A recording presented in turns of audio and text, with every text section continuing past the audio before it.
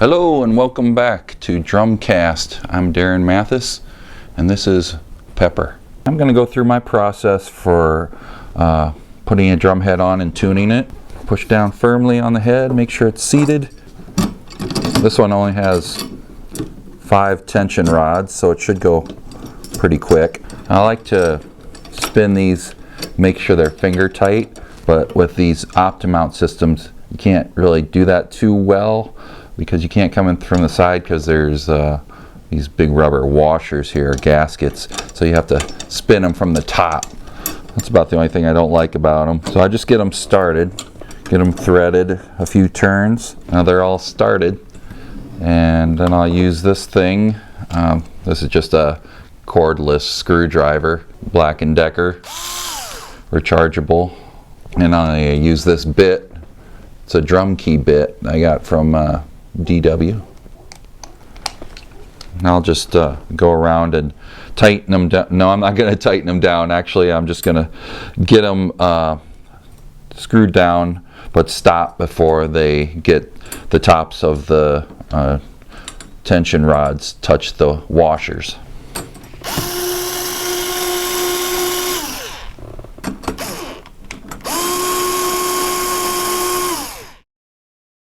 So that saves you a little bit of time tightening them down with your fingers, but I still like to do all the final tightening and the fine tuning with my fingers and a drum key. So now that I got them real close to touching, I'll just cross over, go back and forth. Can't really go straight across on this one since there's 5 tension rods. I'll just tighten it with my finger until I can feel it just touch the top of the washer and start to have some friction. Then I'll go across as near as I can and tighten that one down until there's some friction with the top of the washer. I go back over this way, cross over. I'm not trying to turn it, torque it with my finger at all. I'm just stopping when I get to when the bottom of the tension rod head makes contact with the washer, and it's not easily turning anymore. So now what I would normally like to do is grab a hold of the tension rod here on the side and give it a good turn till it's finger tight. I can't tighten them anymore with my finger, but it's hard to do with these ones because of the Optimount system. I can't come in from the side, I just have to do it at the top. So I'll do it as best I can. I just tighten this one over here with my finger, tighten this one, tighten this one, tighten this one, tighten this one. They only turned, maybe 90 degrees before they got finger tight. I can't really tighten them with my fingers anymore. So if your tension rods are nice and clean and you've got a washer that's free of burrs and things like that, the tension rod should go in pretty easily, and that helps, especially if you're trying to do fine tuning with your fingers. You want them all to spin easily. So right now I'm assuming they're all tightened, or they're all screwed in the same amount into each lug, and that the head should be equally tightened. Next I will use the drum key and go around in a circle and tighten each one somewhere around 45 degrees, a 45-degree turn with the drum key. Now I like to go around in a circle mainly because I tend to lose track of where I'm at if I keep going back and forth. So I've even seen people number the drum head to keep track and whatnot. There's nothing wrong with that, but the way I tighten them, I tighten such a small increments that it doesn't really matter in my opinion. So what I'll do is once I've got them all finger tight, I'll just go around and give them a quick turn, somewhere between 45 and 90 degrees, like this. Turn, just kind of seating them almost. They're starting to, grip on. Now the way these heads are designed, you could probably tell it's already ready to play. You could play it at that tension if you want. But I will, if I want it tighter, I'll just go around again, 1/8 of a turn or 45 degrees. Now if I want to tighten it a little bit, what I'll do, or loosen it a little bit, what I'll do is go back and go around a circle, but I will loosen it, say 90 degrees, and then come up not quite as far as I had it before. So maybe you're going from 12 o'clock position to 9 o'clock and then back up to 11 o'clock. And I do a lot of that just by feel of the tension on these drums. That's hard to do when you've got an older drum and the friction varies from tension rod to tension rod. But with these drums, it's really easy to do. So what I like to do is tune up after tuning down and back up. So I never, it's kind of like a guitar, I'll never just tune down and leave it like that. And I don't know if this is voodoo or whatever, but I'll always tune up to a note. It just feels like it's gonna lock into position better with either the gears or the tension rod threads to have that positive torque there to hold it in place. So I kind of get it in the ballpark. I'll usually just tap it like that, and I might go around again. I'm loosening it. They get pretty loose even after just going traveling 90 degrees. So it's not nearly even close to a full turn once I've got it finger tight on this particular drum. That'll vary depending on how the drum is designed and your drum head is designed.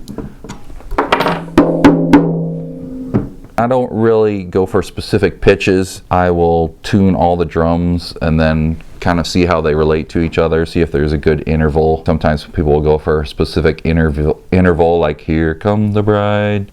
But I just kind of see how they sound as a set. Today I wanted to talk about Pearl's MCX Masters Custom Drum. I got this in the 2000s, late 2000s I believe. 8-inch by 7 inches high.